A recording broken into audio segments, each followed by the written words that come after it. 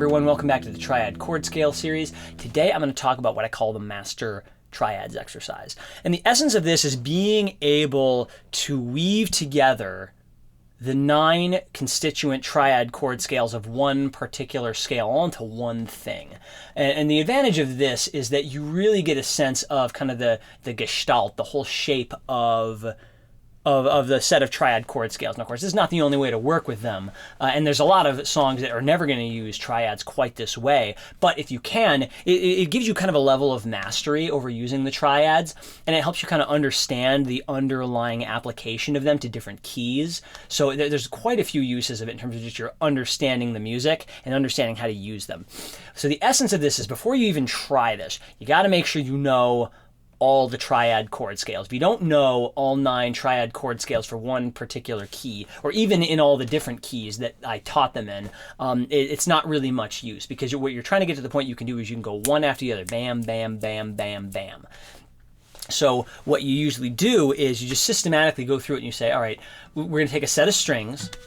There are 3 triad chord scales for each set of strings that you go off of. And again, just because of the way the intervals work on the guitar, there's kind of a thinner string set. There's the 1, 2, 3 strings, there's the 2, 3, 4 strings, and then there's the 4, 5, 6 strings. You don't have to repeat it again for the thickest 4 strings, because the intervals between these strings and these strings are all fourths. They're all the same. Also, if you're a bass guitar player, you only really need to learn 3 triad chord scales, one for each inversion of a triad. And basically what that means is that if there's 3 notes in a triad, whichever note is in the bass, the lowest note, kind of defines a lot about the sound of the triad. So you tend to talk about there being 3 inversions, just one where each note is in the bass.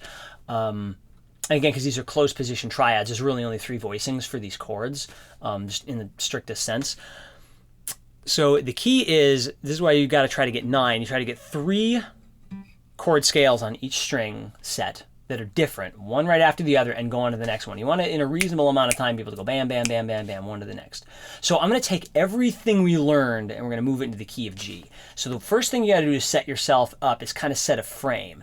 You want to know where all your tonic triads are. So we're going to try to find all our G major triads on each of the strings. We're going to go through each inversion systematically. So we're going to start on our thinnest 3 strings, and we're going to start with our root position triad. So our root position triad is always going to have the root note on the lowest of the 3 strings. So our G string's the lowest of this set, so our G is right here on the 12th fret.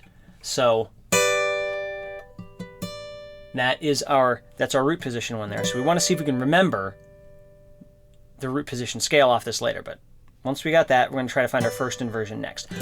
So our first inversion triad is going to have the 3rd of the chord on the bottom. So G, A, B. B is our root note for this. Where's the B on the G string? Right there on the 4th fret. And that's our shape. Next, we got to find our second inversion triad, which has the D in the bass. It's the 3rd note of the triad. So our D is right there on the 7th fret. And it's kind of like our little triangle here. Same we use this for regular old D down here. So then see if you can switch between all of those.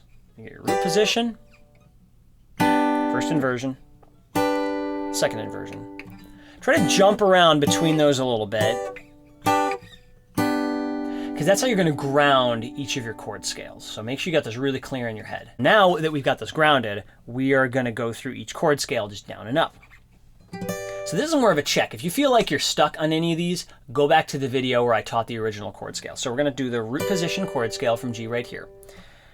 And we're going to count pulse together. I'm going to do 4 beats on each one. As long as you can switch with me in time, you'll be okay. Here we go.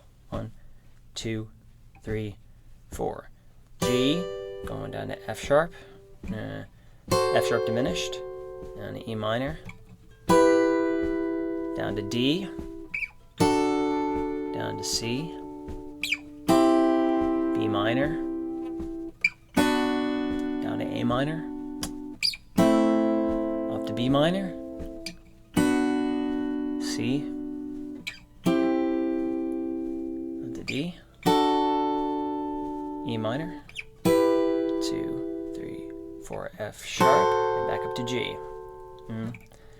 Now, see if you can find your first inversion triad right away. We're going to go up to A minor. It's just the line.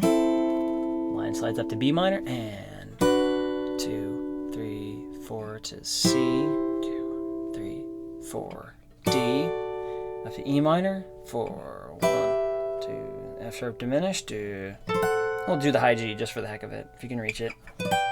2, 3, down to F sharp, E minor next, down to D, 2, 3, 4, C, 2, 3, B minor, 2, 3, A minor, 2. Now think ahead. We're going to our second inversion right here. It's a triangle shape. We're going to go up to A minor, up to B minor, next, up to C.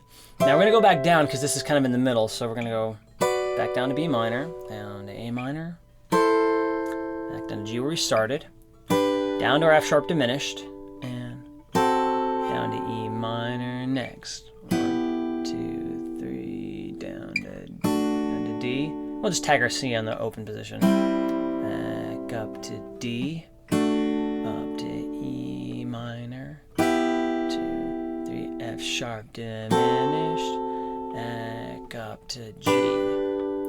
So those are the triad chord scales just for these three strings. Same procedure on the next three strings on your B, G, D strings. So let's find in the key of G our root position triad. Where's our G on our lowest string, which is the D string? Our G is right there on the 5th fret. So you got our diagonal line shape as our root there. Now this one we can just kind of cheat and slide up because we're starting pretty low here. So where's our next note? Our next note's the B, G, A, B. B is right there. You got a little twisty hook thing here. So there's our first inversion triad. And then we got to find D, which is our next one.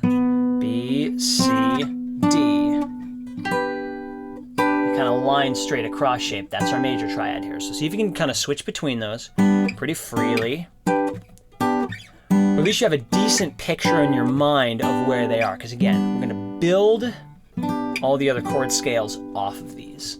So if you learned them fairly well in the original exercise, you want to try to transpose them to the key of G now. We're just going to try to cover one octave of each one.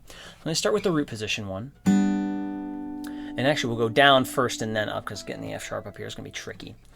So here we are on G, counting together. 1, 2, 3, 4.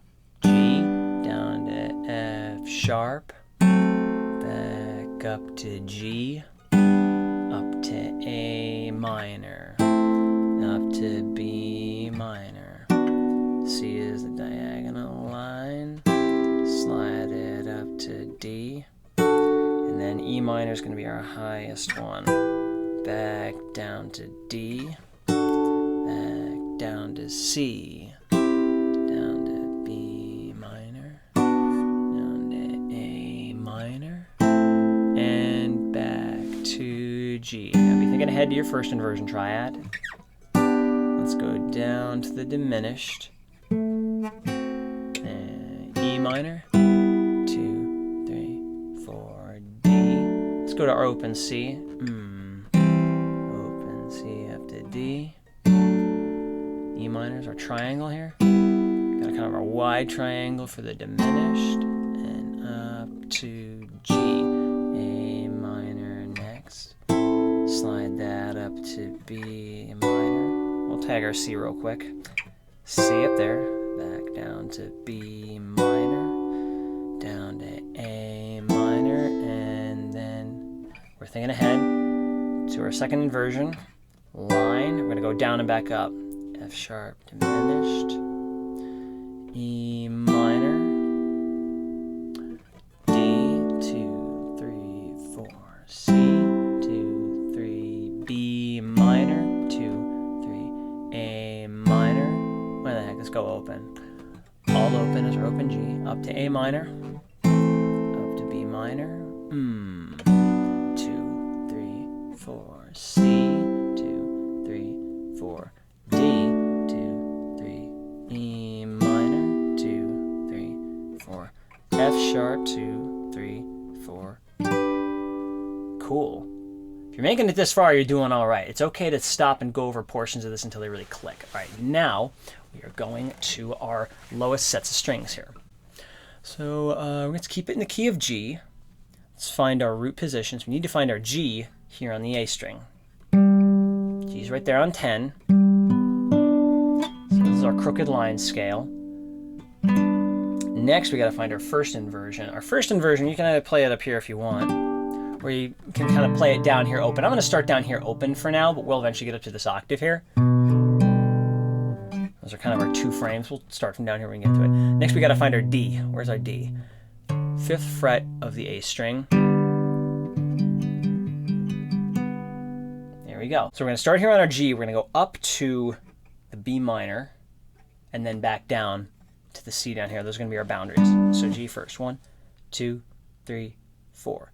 G going up to A minor, 2, 3, up to B minor, back down to A minor, down to G, F sharp diminished, all stretched out, 2, 3, 4, E minor, 2, 3, 4, D, 2, 3, 4, C, 2, 3, 4, D, 2, 3, E minor, 2, 3, F sharp diminished, 2, 3, 4, G. Now think of our first inversion down the root position. It's open, up to A minor, slide B minor, 2, 3, 4, C, 2, 3, 4, D, 2, 3, E minor, going to F sharp diminished, 2, 3, high G, 2, 3, F sharp, 3, 4, 2, 3, 4, 2, 3, 4, 1, 2, 3, 4, 1, 2, 3, 4, 1, 2, 3. Thinking ahead to our second inversion. 2, down to F sharp, 2, 3, E minor, 2, 3, F sharp, 2, 3, 4, G, 2, 3, A minor, 2, 3, B minor, 2, 3, up to C, 2, 3, 4, D, up to E minor. Now we're going back down, 2, 3, 4, 2, 3, B minor, down to A minor, and down to C. And by C I mean G. So, if you stayed with me even approximately through all that, now you have the sense of how to weave together all the triads in one key and that they're all connected. Being able to hold that all in your brain means you've got these well enough. You can throw them into some different situations and not be too surprised. So a good trick to do is to try to learn how to transpose them. I mean, like when you're looking at a new song, ask yourself, okay, how do I get one of these chord scales into that key? How do I find, like, one voicing in the right inversion that's going to kind of work for this? So just try to be aware of like which notes are under which fingers, which inversion you're in at any given point. And you usually don't have to use all the chord scales in one song. In fact, it's really rare to do so. There's a lot of songs that get away with using just one. But you can get so much out of them. So even just trying to place that grid in a song really orients you and gives you a lot of power in terms of just being musically oriented in the song. So yeah, hope that exercise was helpful for you. Hope it ties things together for you. And like I said, make some videos of the stuff you make out of this, like what it does for your playing. Share them with people just to show them what's going on. Yeah, thanks for sticking with us through the series, and catch you in another video soon. Take it easy.